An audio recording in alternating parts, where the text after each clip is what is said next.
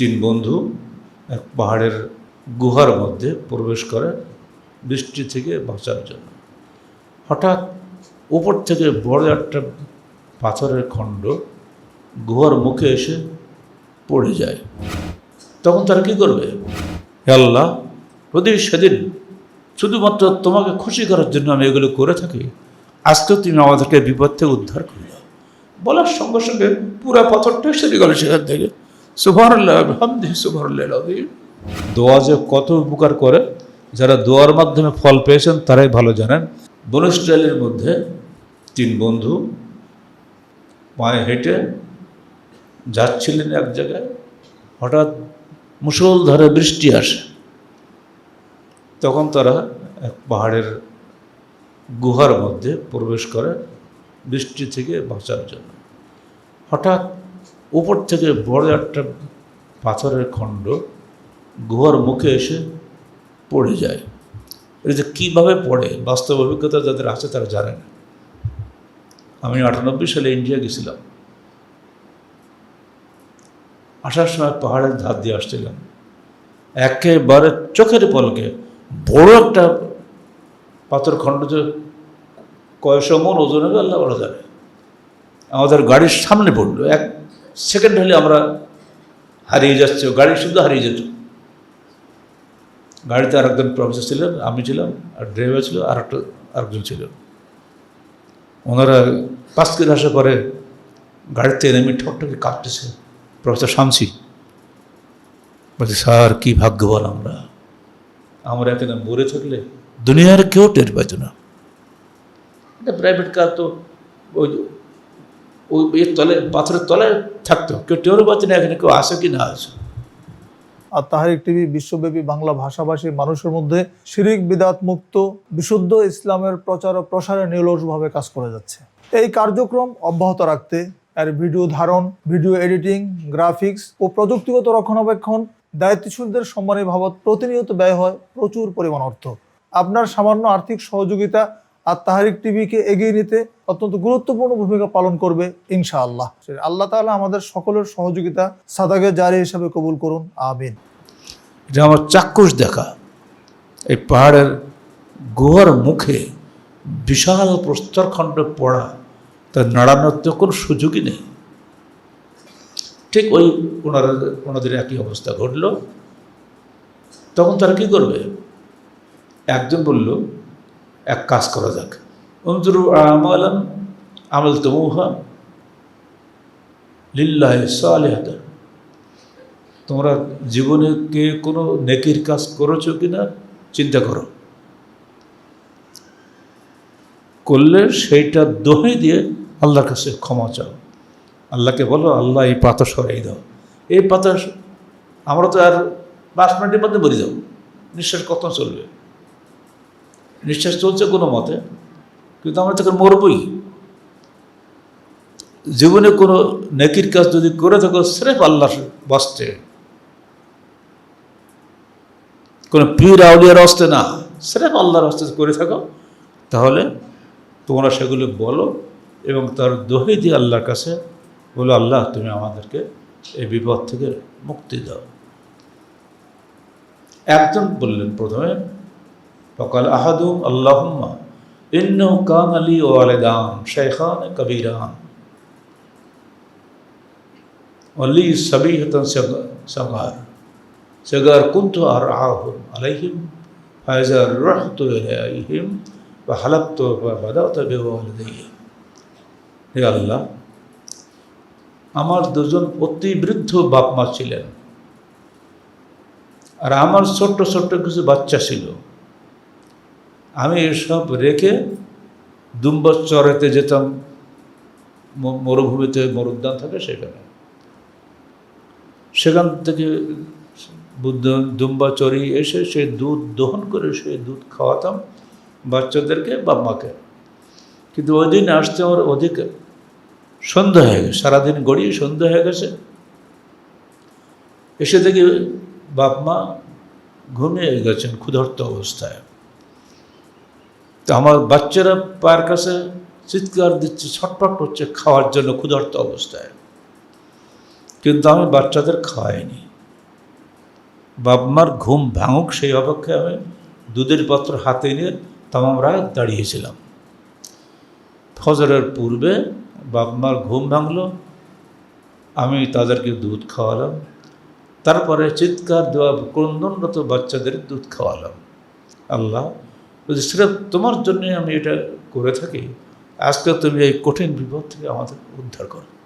বলার সঙ্গে সঙ্গে পাথরটা সরে গেল, ফাঁক হয়ে গেল। হাত্তা আনজুরা সামা, আমরা আসমানের চেহারা দেখলাম প্রথম।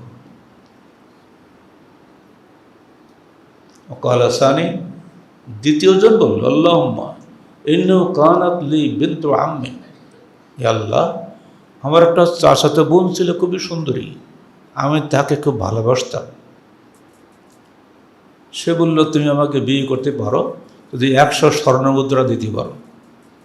তো 100 স্বর্ণমুদ্রা উপার্জন করতে আমাকে বহু কষ্ট করতে হয়েছে, সহজ না তো। স্বর্ণমুদ্রা জমা করে যেদিন গেলাম, তোমার ইয়া আব্দুল্লাহ তাকিল্লাহ, হে আল্লাহর বান্দা, আল্লাহকে ভয় করো। বিয়ে করতে যে শর্ত লাগবে, দুজন সাক্ষী লাগবে, বাপ মার অনুমতি লাগবে, ওগুলো তো নাই।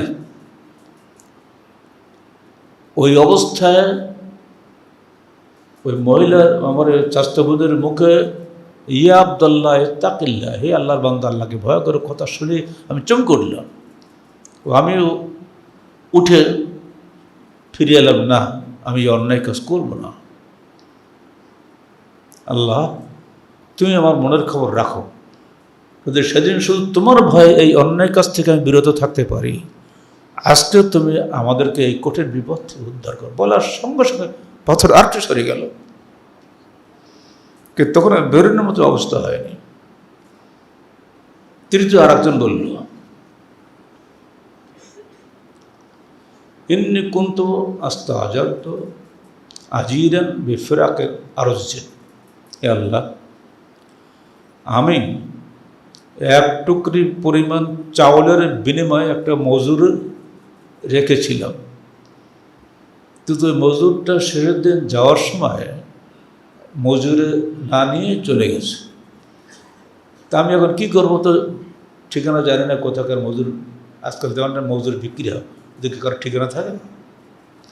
অনেক দিন পরে ওই লোকটা এসে বলছে, আমার মজুরি বাকি ছিল, মজুরি ফেরত দাও। আমি করেছিলাম কি, ওই যে এক টুকরো চাউল বা ধান যাই বলেন, সেটার বিনিময়ে আমি ওগুলো দিয়ে একটা গরু কিনেছিলাম। সেই গরুর লালন পালন করার জন্য রাখাল রেখেছিলাম। সেই গরুর বাচ্চা হতে হতে এত বেশি হয়েছে, ফলে আমাকে আরও রাখাল রাখতে হয়েছে। গরুর পাল এবং রাখাল তার সঙ্গে আর অতরা সব দেখিয়ে বললাম, ওই তোমার মজুরি, তুমি সব নিয়ে চলে যাও। আর তাহারিক টিভি বিশ্বব্যাপী বাংলা ভাষাভাষী মানুষের মধ্যে শিরিক বিদআত মুক্ত বিশুদ্ধ ইসলামের প্রচার ও প্রসারে নিরলসভাবে কাজ করে যাচ্ছে। এই কার্যক্রম অব্যাহত রাখতে এর ভিডিও ধারণ, ভিডিও এডিটিং, গ্রাফিক্স ও প্রযুক্তিগত রক্ষণাবেক্ষণ দায়িত্বশীলদের সম্মানী বাবদ প্রতিনিয়ত ব্যয় হয় প্রচুর পরিমাণ অর্থ। আপনার সামান্য আর্থিক সহযোগিতা আর তাহারিক টিভিকে এগিয়ে নিতে অত্যন্ত গুরুত্বপূর্ণ ভূমিকা পালন করবে ইনশাআল্লাহ। আল্লাহ তাআলা আমাদের সকলের সহযোগিতা সাদাকে জারি হিসাবে কবুল করুন, আমিন। লোকটা বলছে, তুমি কি আমার সঙ্গে উপহাস করছো? আমি এত টাকা নেবো কেন? আমার তো আসলে এক টুকরি চাউলের বিনিময়ে তোমার সঙ্গে আমার চুক্তি হয়েছে। তো লোকটা বলে, দেখো, তোমার সেই এক টুকরি চাউল দিয়েই আমি গাভীটা কেড়েছিলাম। সে গাভী থেকে এতগুলো বাচ্চা হয়েছে, এবং গাভী বাচ্চা মানুষ করার জন্য এই যে রাখাল হয়েছে।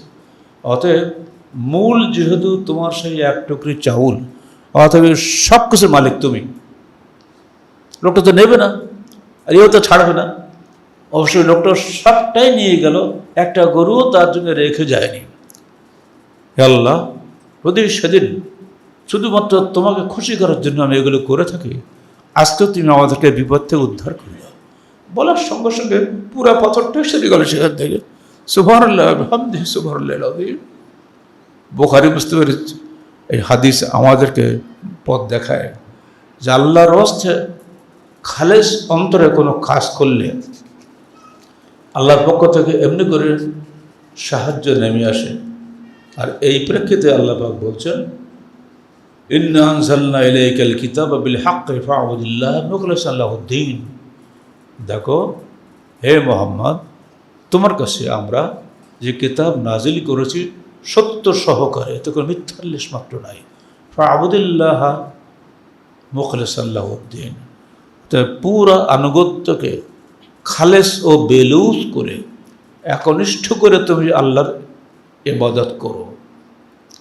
আলা লিল্লাহি দীনুল খালেস, তোমরা যে খালেস অন্তরে যে ইবাদতটুকু করো ওটাই স্রেফ আল্লাহর জন্য হবে।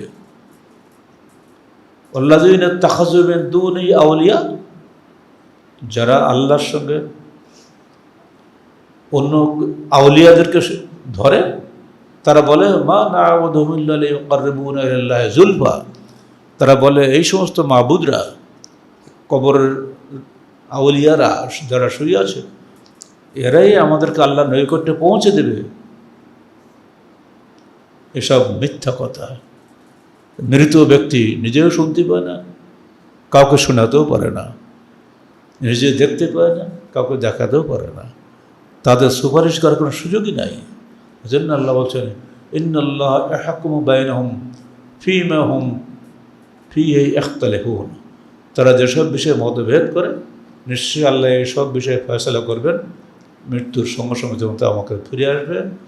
অতএব তোমরা সাবধান থাকো। সূরা জুমার মক্কি 2 ও 3 আয়াত। অতএব আল্লাহর জন্য খালেস অন্তরে কোনো ইবাদত করলে আল্লাহ পাক সেটা কবুল করেন এবং সেই দোয়া আল্লাহ ফেলে দেন না। দোয়া যে কত উপকার করে, যারা দোয়ার মাধ্যমে ফল পেয়েছেন তারাই ভালো জানেন। এমনকি দোয়ার তকদিরই পরিবর্তন হয়ে যায়। লা ইয়ারদুল কাদা ইল্লা দোয়া, আজকে সবাই আপনারা জানেন আল্লাহর সিদ্ধান্ত পরিবর্তন করে দেন বান্দার খালেস দোয়ার কারণে। আত্মাহারিক টিভি, ওহির আলোয় উদ্ভাসিত জীবনের জন্য।